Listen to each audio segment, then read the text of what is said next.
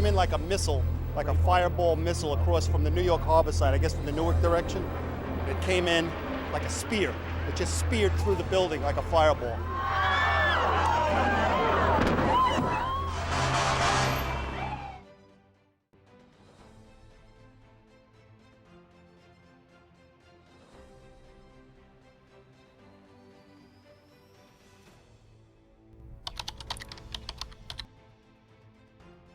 कैसे हैं दोस्तों? 11 सितंबर 2001 की सुबह भी हर दिन की तरह एक हिस्ब मामूल शुरुआत हुई। लोग बेदार हुए, काम की तरफ निकले और ज़िंदगी की तगोदो में शामिल हो गए।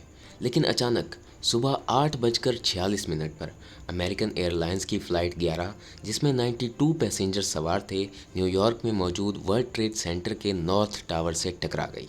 अभी लोग संभले ही नहीं थे कि 18 मिनट बाद फ़्लाइट 175 वर्ल्ड ट्रेड सेंटर के साउथ टावर से टकरा गई। इस फ्लाइट में टोटल 65 पैसेंजर सवार थे। न्यूयॉर्क की सड़कों पर मलबा और आसमान पर गर्द और धुएं के बादल छा गए और एक सनसनीखेज खबर पूरी दुनिया की तवज्जो का मरकज़ बन गई। जब धूल हटी और नज़ारा साफ हुआ तो 3000 मासूम जिंदगियां बेजान हो चुकी थी, जिनमें fire fighters, police officers, rescue workers, आम सिटीजन्स और फ्लाइट पैसेंजर्स शामिल थे। अभी लोग ये समझने की कोशिश ही कर रहे थे कि हुआ क्या है कि एक और अमेरिकी फ़्लाइट 77 अमेरिकन डिफेंस डिपार्टमेंट के हेडक्वार्टर पेंटागन पर आ गिरी और यकसा तबाही की वजह बनी, जबकि एक और फ़्लाइट पेंसिल्वानिया के करीब एक खेत में गिरकर तबाह हो गई, क्योंकि उसमें मौजूद पैसेंजर्स और स्टाफ के मेंबर्स ने अटैकर्स के खिलाफ मुकाबला किया, जिसके नतीजे में फ़्लाइट क्रैश हो गई। इस हमले ने अमेरिका पर बहुत गहरा असर डाला।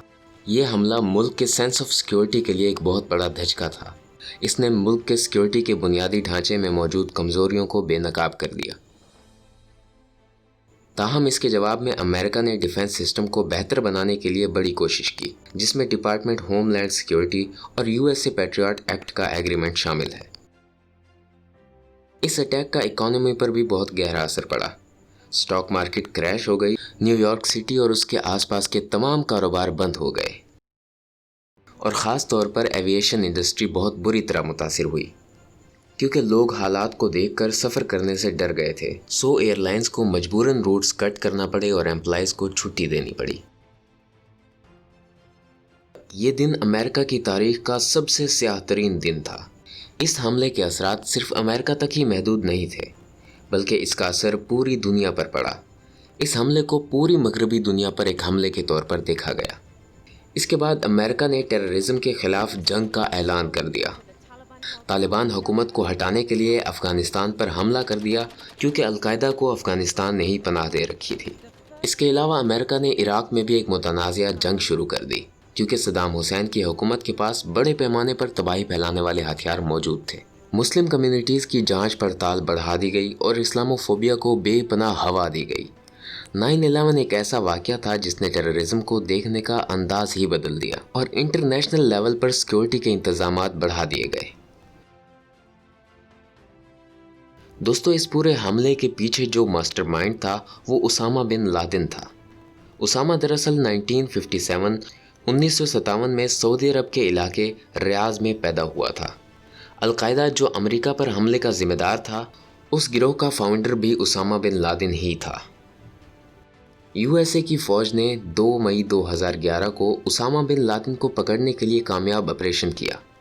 इस ऑपरेशन को नेपच्यून स्पेयर का नाम दिया गया। अमेरिकन नेवी की एलाइड सील टीम 6 ने यह ऑपरेशन सरअंजाम दिया।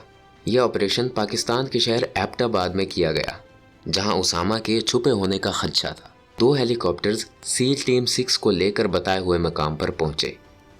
टीम तेज़ी से उसामा के गार्ड्स के साथ फायर फाइट में मसरूफ़ हो गई।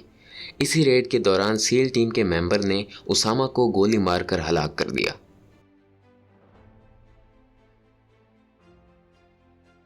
इसके बाद उसामा की लाश को अमेरिका ले जाया गया और डीएनए टेस्ट के ज़रिए इसकी शनाख्त की गई।